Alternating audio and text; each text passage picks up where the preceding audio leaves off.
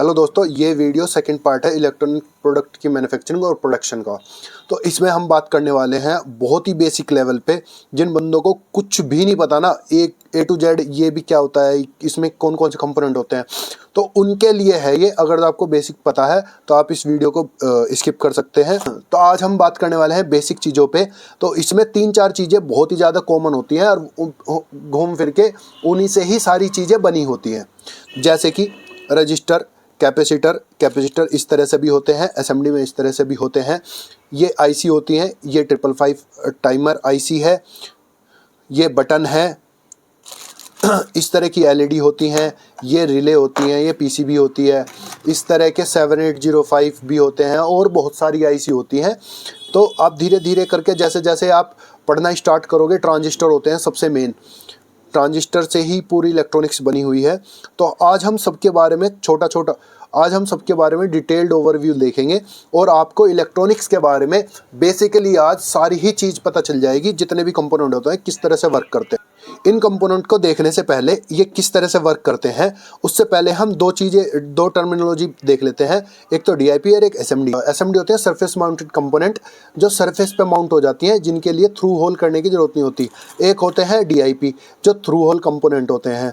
DIP में हमें through whole करना जरूरी होता है।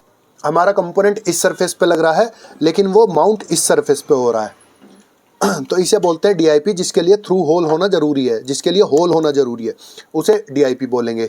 ठीक है। उसमें इस तरह की लेग आपको हर कंपोनेंट में मिलेगी, जिसमें इसमें जैसे कि इसमें ये है, इस वाले बटन में आप देखेंगे तो इसमें इस वाले बटन में आप देखेंगे तो इसमें ये है, तो ये भी थ्रू होल है। जो सरफेस माउंटेड होते हैं उनके लिए किसी भी होल की ज़रूरत नहीं होती। तो हम सबसे पहले बात करते हैं रजिस्टर की। तो रजिस्टर आपको दो ही तरीके के देखने को मिलेंगे। एक तो इस तरह का रजिस्टर मिलेगा, जिसमें इस तरह की कलर की वाइंडिंग होगी। ये कलर की वाइंडिंग स्पेशल वाइंडिंग होती है, जिससे हम इसकी वैल्यू को आइडेंटिफाई कर सकते हैं। और अगर जो आपको एसएमडी में देखना है, इस तरह के ब्लैक कलर का होगा और ब्लैक कलर पे इस तरह की मार्किंग होगी, और वो मार्किंग आपको डिसाइड करेगी कि ये कितनी वैल्यू का है। इन पे तो डायरेक्ट लिखा होता है, इन पे लिख नहीं सकते, तो इनको कलर वाइंडिंग कर देते हैं। कलर से इसको आइडेंटिफाई कर लेते हैं किस कलर का है। इसके बहुत सारे ऐप आते हैं, वो देख सकते हैं आप। जैसे कि नॉर्मली ये 10K का होता है, ये 1K का रेजिस्टेंस है। लेकिन इनकी वैल्यू और इनका वर्क क्या होता है, मैं आपको थोड़ा सा समझा देता हूँ। रजिस्टर आप बहुत सिंपल तरीके से समझते हो। जैसे एक बड़े पाइप में बहुत सारा पानी जा रहा है, उसको कंट्रोल करने के लिए हम टैप लगाते हैं। इसी तरह से रेजिस्टेंस होता है कि एक सर्किट में बहुत सारा करंट जा रहा है, तो उसको कंट्रोल करने के लिए हमें रजिस्टर की ज़रूरत पड़ती है। तो रजिस्टर कंट्रोल कर सकती है करंट को। जैसे कि मैं आपको एक एग्जांपल दे देता हूँ। इस एलईडी को चलाने के लिए 10 मिली एम्प करंट चाहिए, लेकिन अगर जो हम डायरेक्ट इसे सर्किट में लगाएंगे तो बहुत सारा करंट इसके थ्रू पास हो जाएगा और ये एलईडी फूक जाएगी। तो उसके लिए हम क्या करते हैं, एक रेजिस्टेंस लगा देते हैं। दूसरी चीज़ होती है कैपेसिटर। कैपेसिटर बहुत ही आसान चीज़ है। जैसे कि आपने बैटरी देखी होगी, बैटरी का ही मिनी वर्जन है।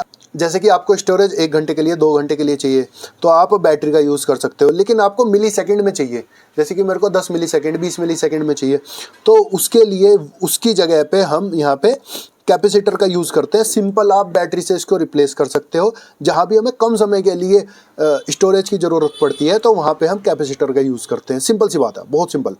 इसको हम आप इंडिकेशन इसका इस तरह से होता है। अब हम बात करते हैं डायोड की। डायोड भी बहुत सिंपल चीज़ है। अगर जो डायोड तय करता है फ्लो को, एक तरह से वाल्व मान लो आप, इस तरह से तो पानी जाने देगा, लेकिन इस तरह से नहीं जाने देगा। भैया हम इस तरह से पानी नहीं जाने देंगे, इस तरफ से तो चला जाए बेशक। तो डायोड सिंपल सी चीज़ है कि अगर जो इस तरह से यहाँ से ये करंट आ रहा है तो इसे पास करने देगा, लेकिन यहाँ से अगर जो वापस जाएगा तो इसे पास नहीं करेगा, यहाँ पे ब्लॉकेज हो जाएगी। डायोड भी बहुत सिंपल तरीके से हमने समझ लिया। तो अब हमने बेसिक सारी चीज़ें देख ली हैं। ये बटन है कि हम एक बार बटन दबाएंगे, मैनुअल बटन है, एक बार दबाएंगे तो ये कनेक्शन यहाँ से जोड़ देगा। अब बेसिक चीज़ जो हमारी आती है वो ट्रांजिस्टर की। ट्रांजिस्टर ही सबसे मेन कड़ी होती है। इसमें 3 टांगे होती हैं ट्रांजिस्टर में, आप देख पा रहे होंगे यहाँ पे। मैं इसको डीआईपी में आपको एक बार दिखा देता हूँ। डीआईपी में दिखा देता हूँ।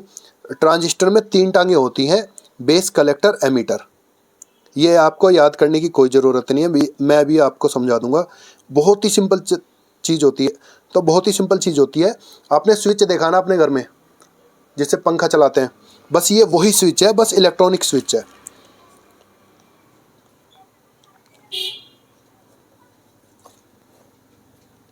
इस कलेक्टर एमीटर, बस इनके नाम रखे हुए हैं। ये काम कैसे करता है मैं आपको बता देता हूँ। हम इस वाले ट्रांजिस्टर की बात करें और ये मान ले कि इसका जो बीच वाला है ये बेस है, ये वाला कलेक्टर है और ये वाला एमीटर है। तो अगर जो हम इसे 5 वोल्ट थोड़ा सा भी वोल्टेज देंगे, थोड़ा सा भी इसे करंट देंगे, तो ये क्या करेगा, इन दोनों को शॉर्ट कर देगा कि ये जो स्विच है ना ये इससे जोड़ देगा इस वाले पाथ से।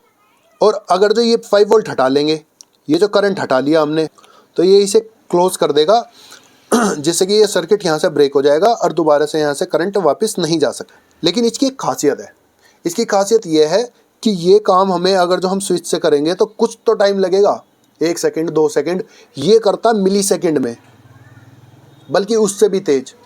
ये बहुत तेज़ी से इसे स्विच कर सकता है।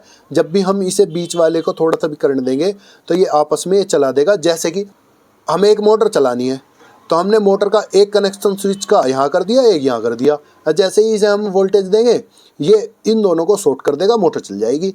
तो सिंपल सा मेथड है इसका।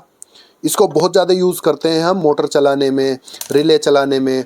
अब ये रिले है, ये रिले किस तरह से वर्क करती है ये भी मैं आपको बता देता हूँ। इसका मिनी वर्जन है, ये 40 एम्पेयर की रिले है, 7 एम्पेयर की रिले है।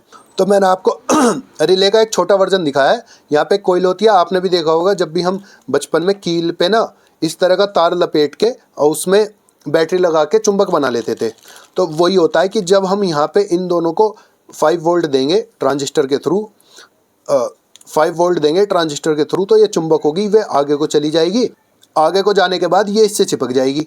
इससे चिपकने के बाद ये वाला जो कनेक्शन होगा वो इससे टच हो जाएगा। ये भी सिंपल ट्रांजिस्टर की तरह एक स्विच ही है, बट ये मैकेनिकल स्विच है और इसमें टाइम भी बहुत ज़्यादा लगता है स्विचिंग होने में। अब हम बात करते हैं इस तरह की आईसी की। इनमें बहुत सारी आईसी होती हैं। इसमें वोल्टेज रेगुलेटर भी होते हैं और ट्रांजिस्टर भी इसी शेप में आते हैं। मैंने अभी आपको दिखाया, ये भी ट्रांजिस्टर है, वो भी ट्रांजिस्टर था, और 7805 भी इसी शेप में आता है। इन पे नंबरिंग लिखी होती है, उससे हम आइडेंटिफाई करते हैं ये कौन सी आईसी है। अगर जो वोल्टेज रेगुलेटर एक ऐसी आईसी होती है कि अगर जो हमारे पास 12 वोल्ट की बैटरी है, हमें फ़ोन चार्ज करना है उससे, तो हम क्या करेंगे, एक रेगुलेटर लगा देंगे उसके बीच में, वो 5 वोल्ट दे देगा। बहुत सिंपल होता है। यहाँ पे 12 वोल्ट लगाया, अगर जो आपको किसी भी 12 वोल्ट की बैटरी से फ़ोन चार्जर बनाना है, बहुत आसान है।